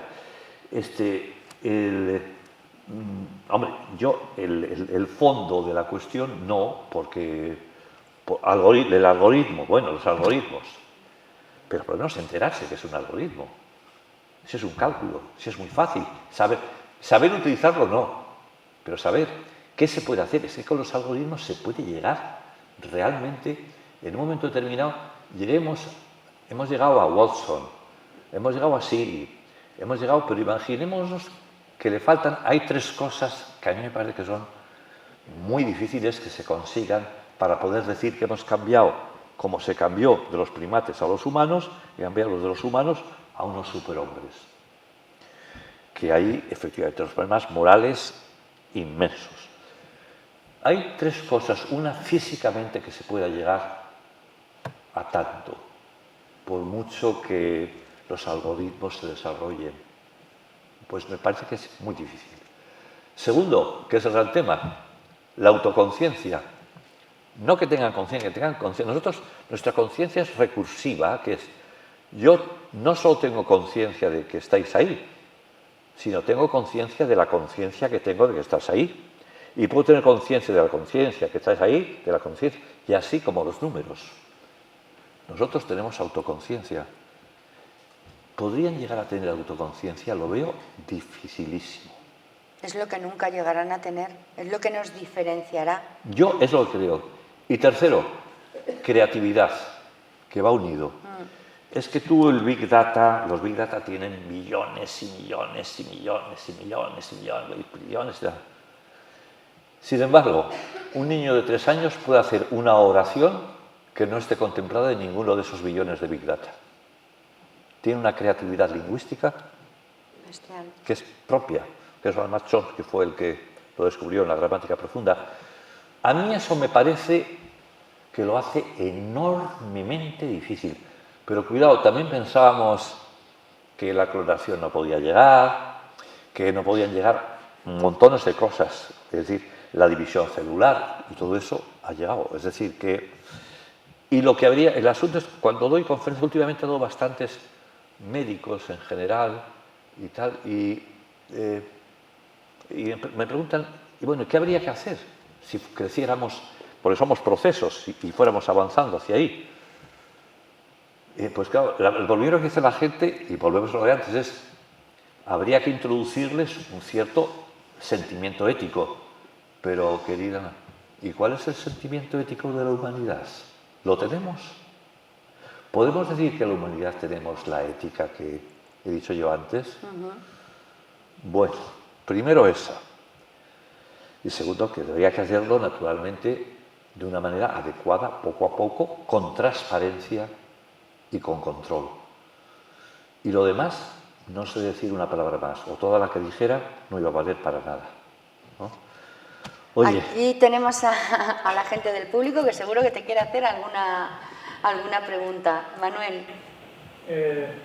Ha dicho usted, o se ha declarado agnóstico, no ateo, ¿no? Yo las 2 veces que, no le conozco mucho, pero las 2 veces que le he escuchado una charla, una en el Trocadero Marbella y esta, en sus presentaciones, pues permítame que le diga que usted está muy cerca de Dios. Pero no voy a eso, voy a dicho que cuando una persona piensa en suicidarse y se plantea, ¿es mejor vivir o morir? ¿No cree usted que en ese momento juega un papel importante la fe? Pero la fe en Dios, no en otra cosa, porque se puede creer y se puede tener fe en muchísimas cosas. Sí, bueno, déjame contestarte un poco telegráficamente. Bueno, primero, yo cuando hablo de agnosticismo hay que tener un poco cuidado en lo siguiente. Hay dos formas. La gente cree que agnóstico está en medio, ¿no? Es decir, o ser teísta o ser ateísta, el alfa prerrogativa. Es decir, sí hay Dios, no hay Dios de ninguna manera, o sí hay Dios. Elena, mi mujer, era atea completamente. Esto, que era una cosa a mí me hacía sufrir mucho, cuando estaba ya muriendo, yo decía, pensar que, bueno, que pudiera, ¿qué es lo que pasa? En ese momento además se han descubierto ciertas zonas del cerebro que se apagan o se encienden en momentos agónicos. Bueno, este es todo un tema. Entonces, bueno, yo no soy agnóstico en ese sentido. Yo soy agnóstico en el sentido en que digo que es que no sé, desconozco. Conozco lo que me ocurre en este mundo, que haya, si hay mundos alternativos, si efectivamente existe un Dios cristiano o un Dios musulmán o un Dios, no lo sé, es que no lo sé. Entonces simplemente no es lo mismo decir, yo sé que no hay Dios, que es lo que dice el ateo, o mejor dicho, él dice, yo sé que no hay nada, que lo que digo yo no sé nada. Yo ahí me quedo en mi agnosticismo. Y después, respecto a la fe, pues mira, ahí, si nos podemos tratar de tú, pues tú la tienes, yo no la tengo. La fe, desde el punto de vista teológico, es una gracia. Pues a lo mejor no tengo. Quien la tenga, yo en muchos casos le envidio, ¿eh? Le envidio. Me parece, si le da. Yo lo viví con mi suegro, que tuvo un ictus y pasó 2 años. Afortunadamente murió antes que Elena, que mi mujer, con lo cual no pudo tener el tremendo dolor de ver morir a una hija. Pasó los 2 últimos años con un ictus tremendo. Medio cuerpo, no podía hablar. Lo llevó él, que le gustaba hablar, era un hombre muy culto, era un hombre además que, pues, sí, de una hiperactividad intelectual y no intelectual. Lo llevó con una resignación impresionante porque tenía fe. Pues yo decía, pues estupendo, estupendo. Pero si no la tengo, yo, si soy sincero, y he dicho que yo llamo a las cosas por su nombre, pues no lo sé. Claro, la pregunta que podrías hacer ¿es más feliz la gente con fe que la gente sin fe? Yo le puedo decir que sí. Bueno, puede ser. Es como cuando ahora falleció mi padre, él tenía tan claro cuando se iba que estaba ya viendo otra vida. Claro, claro. Se le había pedido ya tanto a Dios, entonces, claro, yo por ejemplo lo he visto en mis familiares, ¿no? También he visto morir a otras personas que no creen en Dios y, no sé, la manera de transmitir era diferente. También he conocido yo a personas que han ido por la vida con mucha fe y cuando ha llegado la hora de morir tenían tanto más miedo que el que no tenía fe. O sea que suele haber... Ahora, ya te digo, el que tiene una fe pues limpia, una fe que, bueno, pues que la vive, ¿no? Pues la fe es una gran emoción, por encima de todo. Claro, claro. ¿No? Pero entonces, es una gran emoción. Pues yo antes te lo he dicho, yo le admiro y en cierto modo le envidio. Sí, porque claro, porque yo tengo miedo a la muerte. O sea, lo que no voy diciendo por ahí es, cuando cuando murió Elena, yo al día siguiente, cosa que suele ser rara, porque a mí me tienen más bien fichado entre los rebeldes en el país, en el periódico, y sin embargo, a los 2 días, saqué un artículo que era la memoria viva sobre Elena. Y ahí decía pues algo parecido a lo que estoy diciendo ahora, ¿no? Que vivía en mi corazón. Ahora, si vivía ya o no en otro sitio, no lo sé. A mí me gustaría que tuviéramos al final la física subcuántica y que hubiera el altermundismo, que hubiera otro mundo y que Elena estuviera viva en otro mundo. Bueno, pues me encantaría, pero yo no la tenía. Universos paralelos. Era curioso porque ella discutía conmigo, discutíamos, era mucho más radical que yo. Era más radical y era atea. Y yo decía que no sabía. Que me parece que yo, como Hume, que es uno de los grandes filósofos que ha habido en la historia y que a mí me ha influenciado mucho, ¿no? Pues si yo tuviera fe, además, pero fíjate, probablemente no lo diría, o sea, en eso sería mucho más luterano, la viviría yo, Con lo cual, al final, ni siquiera a lo mejor sé si tengo fe, o sea, porque sería verdaderamente algo profundo, algo que inundaría mi alma, algo que, bueno, que me haría ver, desde luego, la vida desde otra perspectiva, ¿no? Pero bueno, es así que le vamos a hacer, ¿no? Marili. Bueno, yo soy viuda también, ¿no? Y pienso que a lo mejor no todos tenemos la misma postura. No creo que yo haya querido menos a mi marido que usted a su mujer, ¿eh? Porque yo lo he querido y además le he cuidado y he estado con él hasta el final. Pero ahora, cuando he terminado ese ciclo, quizás porque fue una experiencia tan buena el querer a una persona de esa forma, pues no me importaría volver a querer. Y pienso que... Volver a enamorarte, dices. Volver a enamorarme, ¿no? Pienso que a lo mejor eso es más... Más esperanzador. Más esperanzador. Oye, ¿me estás echando los tejos? Romance en San Pedro Alcántara, vamos, noticia. Y mañana en Vanitatis. Yo no podría competir con Elena, pero porque eso es, competir con un espíritu, eso es, en fin, tenorio. Pero, y eso que a lo mejor es más valiente y es más de vivir, el decir, bueno, pues he cerrado un ciclo y me ha ido fenomenal, porque yo lo que sí he notado que mucha gente divorciada le coge mucha aversión al volver a tener una experiencia. Pero cuando la experiencia es positiva, no iba a hacer la pregunta porque es demasiado personal. Pero como me has preguntado... No puedes preguntarme, además te voy a contestar. Yo fíjate, lo que dices me parece muy bien y además yo cuando veo una persona que ha tenido una pareja, bueno, yo 42. 41 para ser más. Bueno, 42, pues pues como la ha tenido buena, pues, ¿por qué no? O sea, es más, si la otra persona te viera, y si es que como la fe existiera, diría, pero vive bien, vive tal. Bien, es verdad, pero ahora cada uno es cada uno.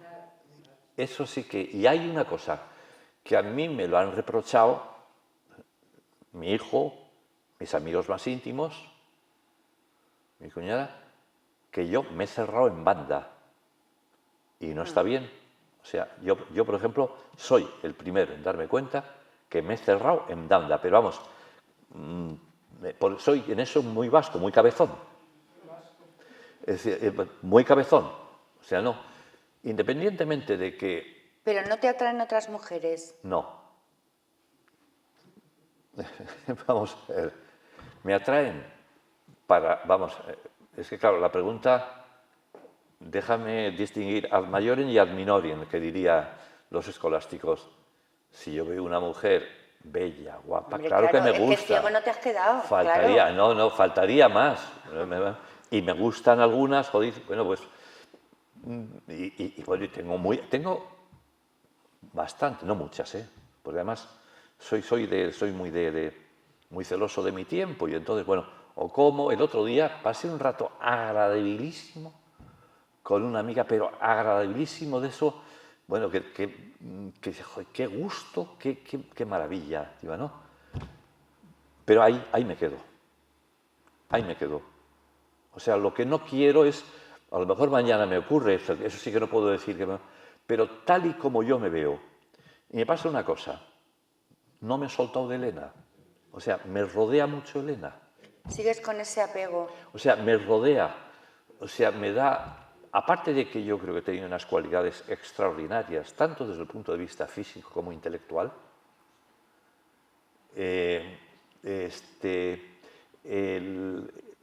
la he idealizado un montón, la he mitificado, y entonces es como si rompiera algo, que es una cosa infantil por mi parte, ¿eh?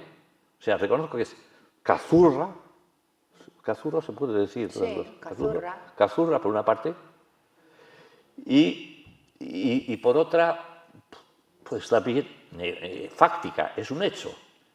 Es que Elena, entonces, bueno, que me guste una, sí, me puede gustar, pero más o menos, pero no, pero gustar, pero para ser, por ejemplo, ni siquiera para ser tu compañera. amiga con derecho a roce, tampoco. O sea, es que no lo quiero. No lo he querido. No sé si la otra querría conmigo, pero vos, yo no. Así que Marili... Pero fíjate, eso lo pongo en el debe mío, ¿eh? No en el haber, en el debe mío. Yo creo que hay una negación a la vida. En mi caso hay una negación a la vida y que además soy consciente de ella. Soy consciente, pero es que no puedo, es algo que no me interesa. Sí. Ocasiones haylas muchas. No digo yo porque tenga tales y tales cualidades, sino porque, bueno, el mundo es muy amplio, las posibilidades, bueno, pues el ser humano es un ser de posibilidades, ¿no? Pero es que no quiero, o sea, no quiero. Después estoy muy a gusto, también hay una cierta comodidad. A mí lo que me gusta es leer y escribir, y estar solo, y salir cuando a mí me dé la gana, es decir... A su vermú. Entonces, efectivamente, tengo a las 8:30, 9 suelen venir a veces, no siempre, porque a veces no quiero, ahora es un momento bueno para mí, para leer o para trabajar. Muy buenos amigos, tomarme mi gin tonic y hablar, pues lo mismo, de la última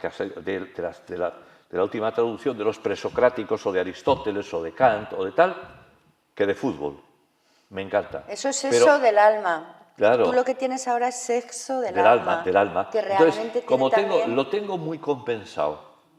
Tengo una cuñada que además ya me está creando problemas porque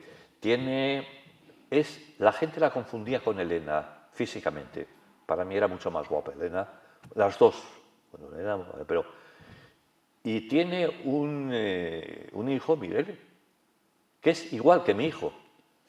Y todo el mundo me dice, oye, a ver si haya habido una... Aquí hay tomate. Bueno, aquí hay tomate. Y nos queremos mucho. Entonces, bueno, como esos aspectos donde peor me muevo es en lo que es la casa. Claro, viene una señora limpia, la comida me la tengo que arreglar, ahí es donde me muevo, pero como soy bastante austero y además no tengo una especial, no sé, nostalgia de comer. Sí, me gusta comer, obviamente, bien, pero no sé, de repetir las comidas que hacía Elena, no, pues entonces tengo cubierto eso. Y además he conocido por circunstancias que van desde que si vengo aquí voy a estar con mujeres o voy a otros sitios, en los 5 años y medio, no más, porque claro, sumó la enfermedad, con muchas mujeres, no ha saltado nunca la chispa de que me enamore. De que me gusten, sí, pero bueno, pero me gusta su belleza, me gusta la atracción. Pero Javier, ya también con otras edades no se enamora uno de la misma manera. Evidente. Ya también es todo que esa de otra es otra. manera. Es que esa es otra. Hombre, claro, estoy seguro, si yo tuviera 40 años, no diría lo mismo. Vamos, estoy seguro, no lo sé. No lo sé. Yo digo, Pero claro, yo te digo ahora de lo que puedo decir, Y pues fíjate, todavía ayer, anteayer, además es una artista, que me parece una tipa excelente, me echó los tejos de la manera más clara, ¿no? O sea, a pesar de mi edad y lo que sea, ¿qué hago? Paso atrás. Yo doy un paso atrás. Pero porque no quiero, o sea, pues porque no quiero. Digo que en ese caso podría, en ese. En otros a lo mejor me interesaría X y no podría, en ese. No. Y yo creo que tu actitud me parece mucho más positiva que la mía. No me cabe la menor duda. Pero cada uno es cada uno, ¿eh? Ahí sí que en derechos que hablábamos antes, todos iguales. Ahora, en las triquiñuelas del corazón y del sexo, cada uno. Y después, ahora eso sí, fíjate, con eso acabo. Yo creo que además Havelock hizo una distinción que a mí me parece muy importante: sexo y sexualidad. Una cosa es el sexo, muy bien, pues un placer. Y la otra es la sensualidad, el estar con alguien a gusto, Eso es más la sensualidad, entonces, ¿no? sí, a mí, por ejemplo, yo sí tengo necesidades de estar con una mujer, no, exceptuando de vez en cuando me he dado cuenta, sí, de cariño de mujer. De cariño de mujer. Eso sí. Pero que con eso, pero ahí me quedo. Ahora, enamorarme eso me parece ahora casi un imposible. Me parece. Pero bueno, Igual viene al siguiente libro y nos cuenta otra cosa. Que, por cierto, ¿de qué va el siguiente libro? Mira, uno es ¿por qué estoy a favor de lo libertario? Y entonces hago un repaso a cómo hay que ser libre y al mismo tiempo cómo se pueden juntar las dos siempre: libertad y seguridad, libertad e igualdad, etcétera. Va sobre eso, es un poco, es expresivo también de mi manera de ver el mundo, no está cerrada nada, ¿no? Es decir, hago también un repaso a algunas teorías políticas. Y el otro es más serio, el otro es, porque no empieza así, pero el título es una ética para nuestro tiempo. Un poco de lo que hemos estado hablando antes. Entonces, adelantarse un poco a la ética, verla como acción, como decisión, simplemente como hay que verla, además, como lo que había hecho yo en el libro La vida buena, que es juntar la buena vida con la vida buena. Todos los placeres posibles y al mismo tiempo ser moral. Una simbiosis perfecta. Y daros las gracias, que llevamos 2 horas, ¿eh? Estamos aquí, se nos ha pasado el tiempo que no he dormido casi, volando. Además. Tenéis ahí el libro de Javier, que os lo puede firmar si lo queréis comprar. Es uno de mis libros de cabecera porque hay capítulos de verdad que los interiorizas y cada vez los ves diferentes. Muchísimas gracias por haber estado aquí. Gracias, Javier, por acompañarnos un día más. Gracias.